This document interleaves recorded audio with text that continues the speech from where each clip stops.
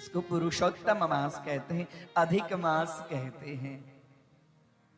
मल मास के रूप में भी इसकी ख्याति है, क्योंकि हम लोगों का जो महीना होता है ना 30 दिन, जिसको कहते हैं चांद्र मास, सौर मास, संक्रांति से संक्रांति, इस महीने में संक्रांति नहीं है। संक्रांति से संक्रांति जो होती है उसको कहते हैं सौर मास। प्रत्येक महीना में एक संक्रांति आती है, संक्रांति से मास बदल जाता है। चांद्र मास 30 दिन का मास होता है, अर्थात अमावास्या से अमावास्या, उसको कहते हैं चांद्र मास। अमावास्या से अमावास्या, अमावास्या को 30वीं तिथि कही गई है, इसके लिए उसको कहते हैं चांद्र मास। और उसके बाद में जो बचा वो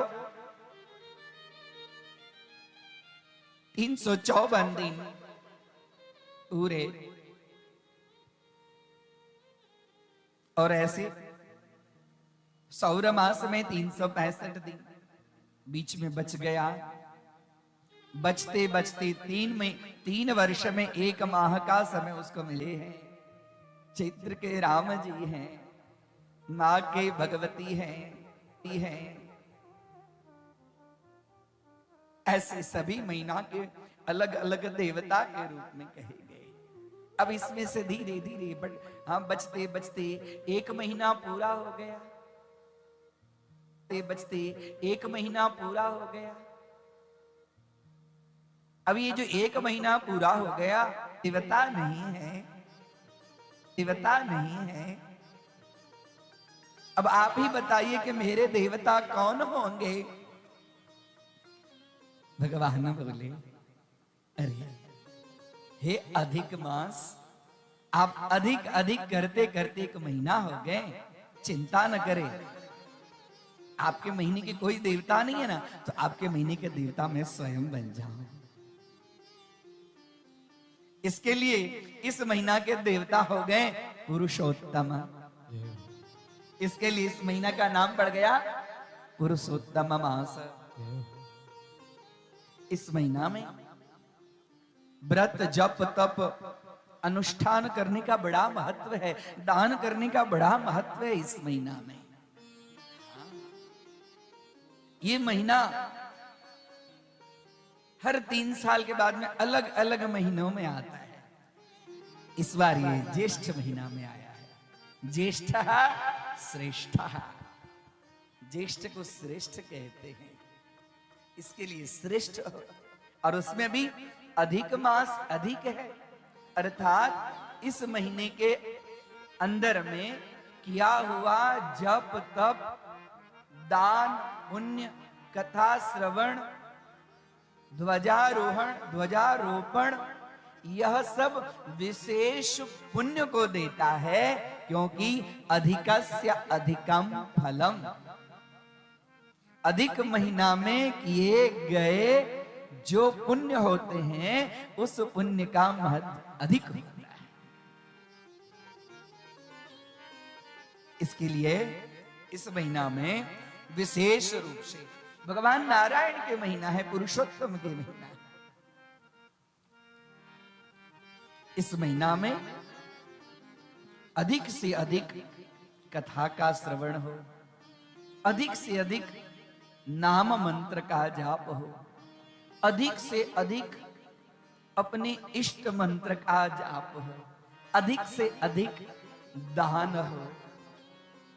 जैसे आप लोग ग्रहण के समय में जो कर्म करते हैं, वो कर्म का थोड़े ही समय में कर्म करने से उसका विशेष फल होता है कि नहीं होता है?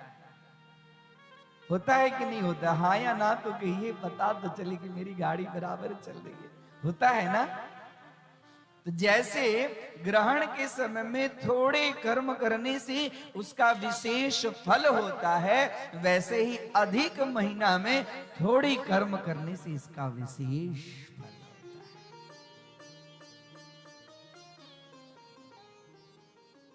है। और ये मास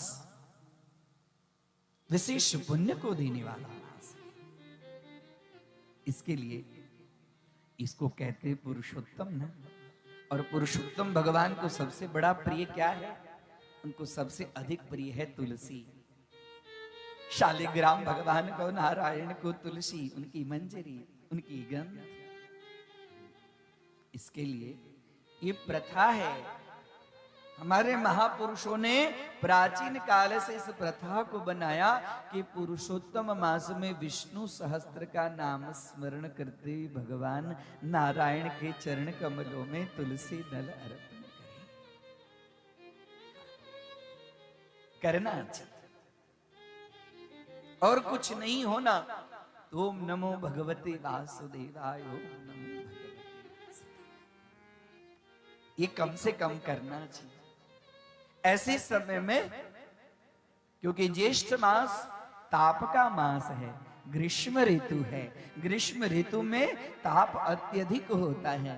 तो ऐसे समय में लोगों का हृदय शांत हो तो कुछ न कुछ जल की व्यवस्था करनी चाहिए।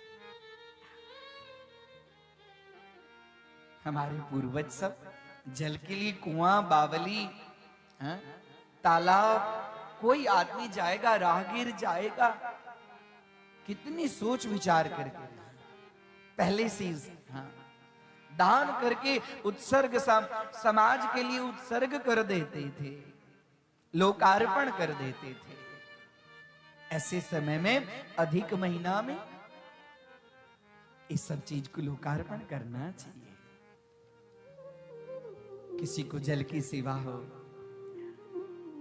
किसी को शरबत की सेवा हो, अवश्य इसका पुण्य बहुत मिलता है। जलम जनस्य जीवनम, जल ही मनुष्य का जीवन है। एक बार वो अन्न के बिना रह जाएगा, जल के बिना जल चाहिए। इसके लिए ऐसे महीने में यदि हमें कथा श्रवण करने का लाभ मिले तो उसका तो कई गुना, करोड़ों गुना ज्यादा पुण्य होता है। बोलिए राधे राधे, राधे राधे, बोलिए राधे राधे। राधे राधे। जल देने से यदि उसके हृदय शांत होते हैं तो कथा श्रवण करने से हमें भगवान के चरणों की, हमारा हृदय जो है वो संसार ताप दग्धानाम त्रयो विश्रांति हेतव अपत्यंच कलत्रम च सताम संगतिरेव च। हमारा हृदय संसार के ताप से अत्यंत तपित हो गया है। और वो तपित कैसे शांत होगा? वो शांत कैसे होगा? तो सताम संगतिरेव च। सताम साधु जनानाम संगति ही।